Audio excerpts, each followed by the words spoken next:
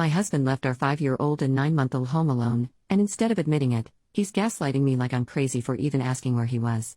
My husband, 43 male, and I, 31 female, have been married for 7 years and have a 5-year-old and a 9-month-old. My husband left our children alone and he refuses to admit to it or tell me where he was. I'm pissed, and my husband just keeps telling me I'm making a big deal about nothing. This just happened this weekend. I'm on the board of directors for a local nonprofit organization. I had to attend an event for that organization this past Saturday, and I was gone for most of the day. My husband was supposed to be home with our kids. I texted him a few times and he responded. When I called around midday he didn't respond, but that's not very unusual so I didn't think much of it. Shortly after that, I got a call from my mom.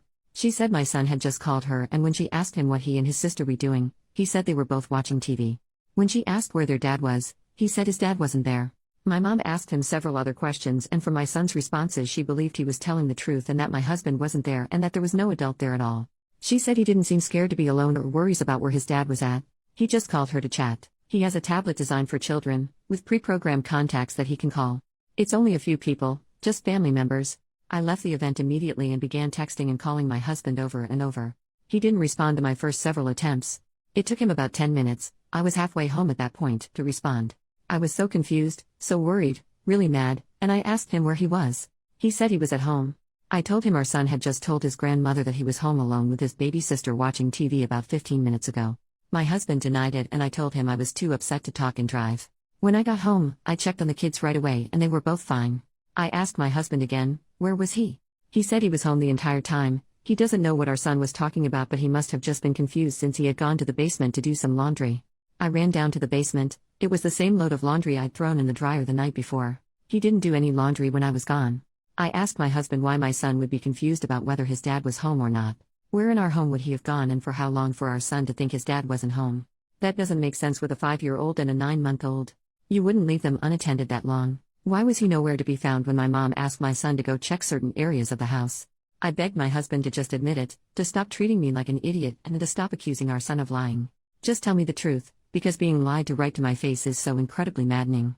He insists he was home, but he can't come up with any believable story of where he was at or what he was doing during that time. The way he answers me when I ask him about this and demand truthful answers is so dismissive. When I tell him you left our children alone, he quickly says no, I didn't, so anyway. He says I'm overreacting and letting our son's imagination drive me crazy. I am convinced he was gone. We don't have a Ring camera, but at least one of our neighbors does.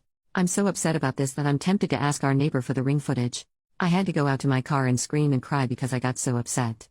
Of course, I didn't want my kids to see my reaction. I can't put into words how upset I am about the fact that I know he must have really left them alone but have no proof and am being treated like I'm just a paranoid nutcase of a mother and woman by him. Update, 4 days later, last weekend my husband left our 5-year-old and 9-month-old home alone while I was gone and then refused to admit it or provide a plausible explanation. Since then, we had many arguments about it. I've been living in a constant state of anger and frustration. I didn't want to fight about it anymore, but I couldn't help it and I kept bringing it up again and again. I couldn't lay low and pretend to get over it while I waited for him to do it again and catch him in whatever was going on. I also knew that demanding he tell me the truth wasn't going to get me anywhere. Since he'd been refusing to talk and deflecting for days, all it was doing was making me mad and feel like I was about to have a brain aneurysm. I told him to hand me his phone so I could check his location at the time. He refused. He said he wouldn't do it and that it was a violation of his privacy. He won't be treated that way and refuses to give in to my delusions. You think I enjoy being in a situation where I have to beg my husband to show me his phone so I can see where he was at? I hate it. I don't want to live that way. I told him it's simple, if he was really at home the entire time, just prove it. Why wouldn't he want to clear this whole thing up? I got so mad that he wouldn't turn over his phone that I told him I was going to the neighbors to get their doorbell footage. At first he was like fine, go do it. He didn't think I actually would. He knows I don't like to air drama to others so he probably figured I'd just swallow all of this crap he's been giving me. Luckily, I was totally being driven by anger at this point, so nothing was going to stop me from going to the neighbors. When I actually started to go out the door he tried to stop me and followed me out the door. I felt pure anger rushing through my veins, nothing else. The neighbor, who I've probably said less than 10 words to in the entire time we've lived here, told me he'd send me the footage. I went home, told my husband that the neighbor didn't have the footage from that day anymore, and told him I just needed to go to the store and cool off. So I put the kids in the car and went and parked somewhere while I waited for the neighbor to send me the footage. I have the neighbor's number now too, and he told me if I need any more footage he will be happy to give it to me. The video shows a blue car that I don't recognize show up and park in our driveway. A blonde woman gets out of the car and goes towards my house. She walks on the outside of our garage toward the gate leading to our backyard. The gate is too far back and out of the way to be seen on the doorbell footage. She in her car was there for 23 minutes. Imagine that. The car leaves right around the time that my husband called me to say he was home and had been home the entire time, as I was rushing home in a panic and calling him over and over. One of two possibilities as to where they went. She either came in through the side door of the house, which does provide direct access to the basement, or, and what I think is more likely, is that they were in the backmost area of our yard, which is a gated pool area. Immediately behind our house is a grass lawn, then you step down a few steps and we have a patio, and then there is a fully gated area where the pool is. It's not like you think of when you picture a gated pool.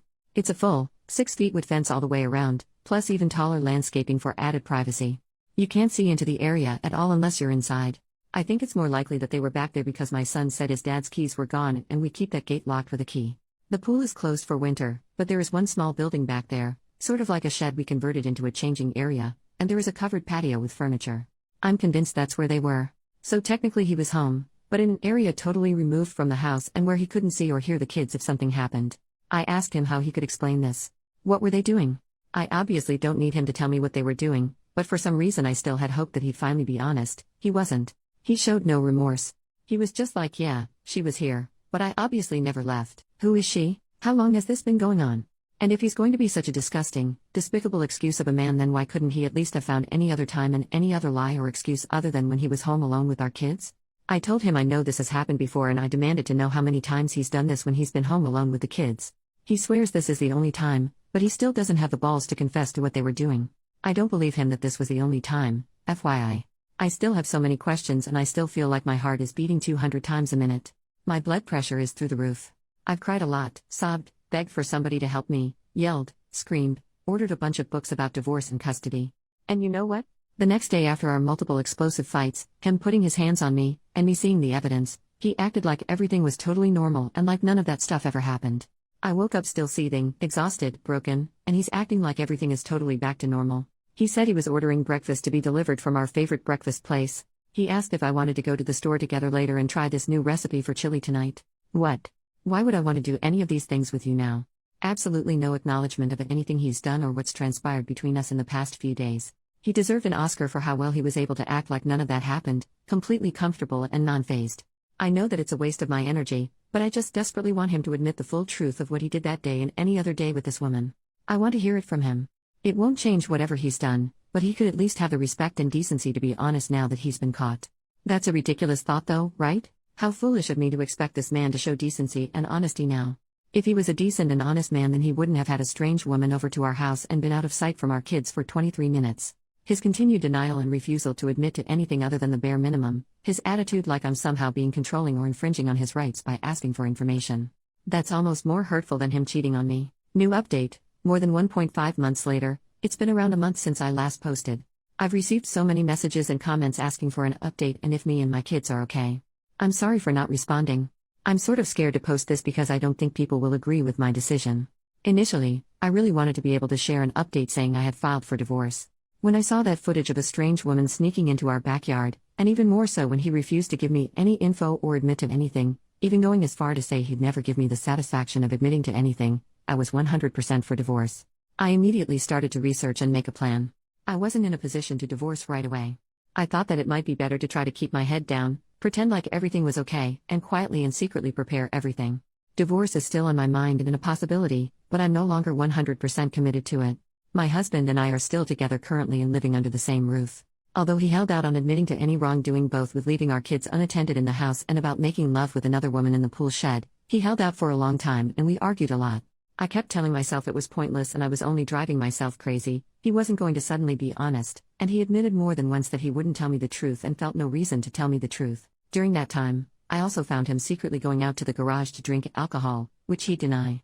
I drive myself crazy finding his stash of alcohol and other things out in the garage. He still denied it even though I was literally holding the evidence. Then, about 2 weeks ago, he admitted he had a problem, or multiple problems, and that what he did that day was wrong. He finally admitted to leaving the kids alone in the house. He admitted to making love with a woman in our pool shed. She's not a woman he's having an affair with, she's a street worker.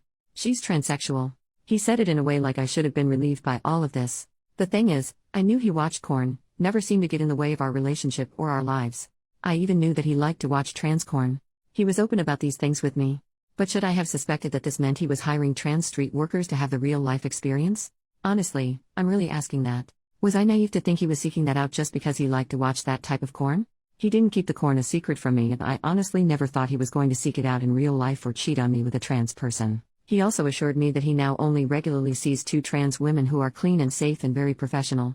And when I asked him how much he pays these women for their services, yeah, they'd better be a lot of things for that price. I can't believe it. He also admitted to drinking too much and to drinking a lot before he engages with these women. At times he's taken drugs during these encounters too, but insists he doesn't have a problem, meaning addiction.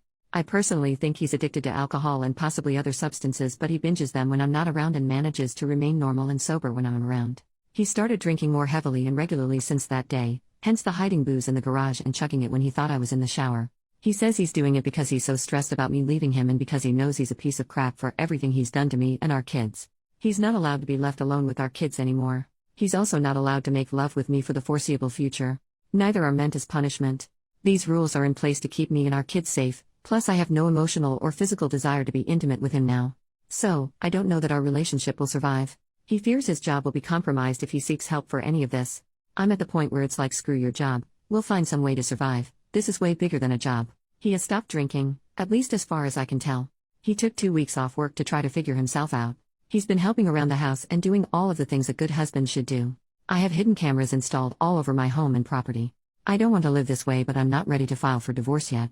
I hope to get to a place financially and logistically where I can at least be prepared so that I could file for divorce at the drop of a hat if I absolutely needed to. I've told him this. He's aware that I've been preparing for divorce. He did ask me about lovemaking today, how long it'd be before I'd finally be intimate with him again. It's been mere weeks and he's already asking that, which is unbelievable in a way, yet this man masturbates several times a day without fail. I don't believe in a lovemaking addiction, or I didn't before, but I'm starting to wonder if it could be a real thing and if my husband has it. He isn't saying he does, but I'm starting to think my husband may actually have a number of hidden addictions that he can't even admit to himself. In a weird way, it's comforting because I see it as a defined problem that might be fixable, but on the other hand I'm totally grossed out by it all and it makes me feel extremely uncomfortable to think about dealing with this possibly forever. For now, me and my kids are safe. Things have calmed down. I'm not living every moment feeling completely consumed by rage. I still feel that way sometimes, but I feel a lot more steady than I did. I feel more clear-headed and surprisingly almost lacking emotion about the whole thing. It's like all of my emotions came in one big wave, then just washed out to sea. I honestly feel more clear-headed right now than I have in a long time. Relevant comments. Commenter number 1, you truly don't sound clear-headed to me? Why are you with someone who cheats on you?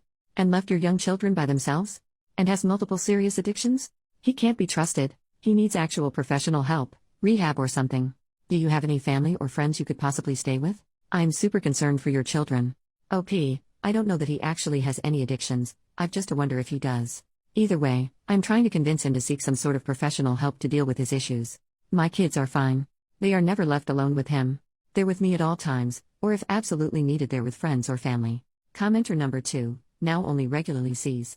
OP, so he's cheating on you and you're okay with it? Get yourself tested for STDs, separate your finances, and keep building up that plan to leave for the day you, hopefully, come to your senses and stop teaching your kids they don't need to be faithful in a relationship or that it's completely normal and acceptable to be cheated on and lied to. OP, the way I worded it makes it sound like it's ongoing presently right now.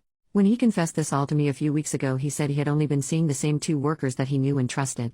He had been with other ones before them, but decided it was safer to stick to his 2 favorites. That's even the word he used.